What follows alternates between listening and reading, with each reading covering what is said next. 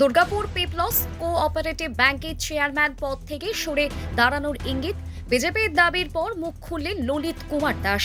Durgapur people's cooperative ব্যাংকের chairman Lalit Kumar দাসের পদত্যাগের দাবিতে বিজেপির আন্দোলনের আবহে নতুন মাত্রা যোগ হয়েছে। এদিন তিনি নিজেই জানান, চেয়ারম্যানের পদ থেকে সরে দাঁড়ানোর সিদ্ধান্ত নিয়েছেন। ললিত কুমার দাস বলেন, তিনি পদত্যাগপত্র জমা দেবেন, তবে সেই পদত্যাগপত্র গ্রহণ করা হবে কিনা তা সম্পূর্ণভাবে ঊর্ধ্ববর্তন কর্তৃপক্ষের সিদ্ধান্তের উপর নির্ভর করছে। তার কথায়, ব্যাংকের অডিট রিপোর্ট প্রকাশের পরই পরবর্তী প্রশাসক পদক্ষেপ নেওয়া হবে। এই ঘোষণার পর রাজনৈতিক মহলে জোর চর্চা শুরু হয়েছে। এদিকে বিজেপির পদত্যাগের দাবি, অন্যদিকে চেয়ারম্যানের পদত্যাগের ঘোষণা, সব মিলিয়ে দুর্গাপুর পিপলস কোঅপারেটিভ ব্যাংকে ঘিরে পরিস্থিতি কোন দিকে এগোয় সেই দিকেই নজর সকলের। বিশেষ করে অডিট রিপোর্ট এবং ঊর্ধ্ববর্তন কর্তৃপক্ষের চূড়ান্ত সিদ্ধান্তের অপেক্ষায় রয়েছে রাজনৈতিক ও প্রশাসনিক মহল। আসতে হলো কেন? অ্যাকচুয়ালি দেখুন, আমাদের সরকার পরিবর্তন হয়েছে। সরকার পরিবর্তনের পর যেটা মেন পরিবর্তন দরকার, মানুষ যেটা চাইছে সেটা হলো এই চারদিকে ঘুঘুর ভাষা যেগুলো হয়ে আছে, যেমন এই কোঅপারেটিভ ব্যাংক। আজকে দীর্ঘ মেয়াদে এখানে ইলেকশন হয়নি, তারপরেও এখানে চেয়ারম্যান তৈরি করে নিজেরা বসে আছে। কেউ ককরোচ গ্রামের লোক, মানে ককরোচ গ্যাংয়ের লোক, কেউ সিপিএম, কেউ তৃণমূল, এইসব লোকেরই বসে আছে এখানে, এই ঘুঘুর ভাষা তৈরি করে বসে আছে। তা আমরা চাইছি এই ঘুঘুর ভাষা থেকে বেরোতে। আমি শুধু চাইছি না, আমরা শুধু চাইছি না, মানুষ চাইছে। মানুষের কাছে এই প্রতিবাদ বারবার ধরে এসছে যে কোঅপারেটিভ ব্যাংকটা তোমরা একটু লক্ষ্য করে দেখো। সরকার তো পরিবর্তন হচ্ছে, কিন্তু এটা তো পরিবর্তন হয়নি।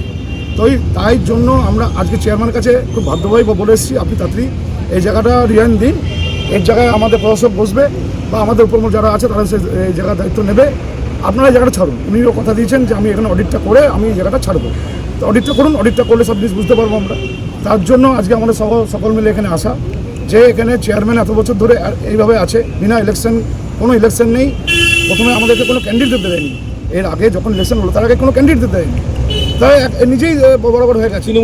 তৃণমূলের সব সিপিএমের তৈরি হয়েছে, দুজনে মিলে এক হয়ে এসব করেছে। অ্যাকচুয়ালি ওরা ককরোচ গ্যাং, এই ককরোচ গ্যাংয়ের লোকেই এগুলো সব বসে এখন চালাচ্ছে।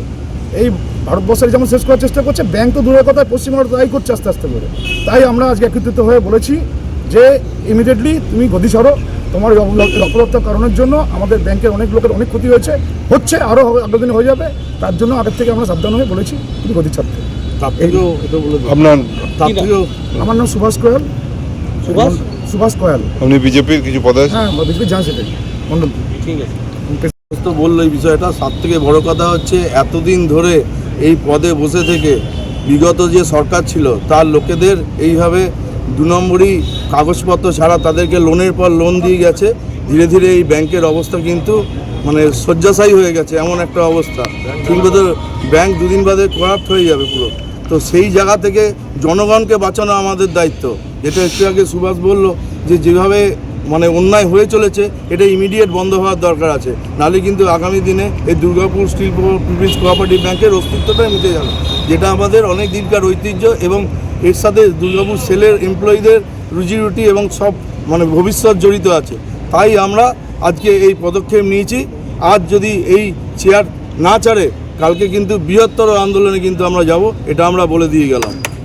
আমার নাম জয় মিত্র, জেলা কমিটির সদস্য। আমাদের কোনো অসুবিধা নেই। পালা বদলের পরও আমি নিজেই বলেছিলাম গিয়ে যে আমার রেজিগনেশন দিতে কোনো প্রবলেম নেই। এবার ওনারা যদি মনে করে, কিন্তু ওনারা বলার পরও যেটা ব্যাংকের নিয়ম, আমি যেহেতু এখানে এটা হচ্ছে সমবায় দপ্তরের আন্ডারে, অতএব আমাকে প্রসেসিং আমার সমবায় দপ্তরকে জানাতে হবে যে এরকম আমাকে একটা প্রেশার যে বাইরে থেকে রেজিগনেশন দেবার। আমি রেজিগনেশন দেওয়ার জন্য আমি রেডি আছি। সেটা আমি আজকাল রিজাইন করছেন আজকে না, আজকে বলে না, আমাকে এখন সমবায় দপ্তরকে এরকমভাবে যে ব্যাপারটা হয়েছে সেটা জানাতে হবে। এবং আমি এমএলএকেও কি বললেন এসে? ওনারা বলছেন যে আপনি রেজিগনেশন দিন, এরকম আমাদের একটা সরকার বদল হয়েছে, কোনো নির্দিষ্ট কারণ ওনারা কিছু বলেননি।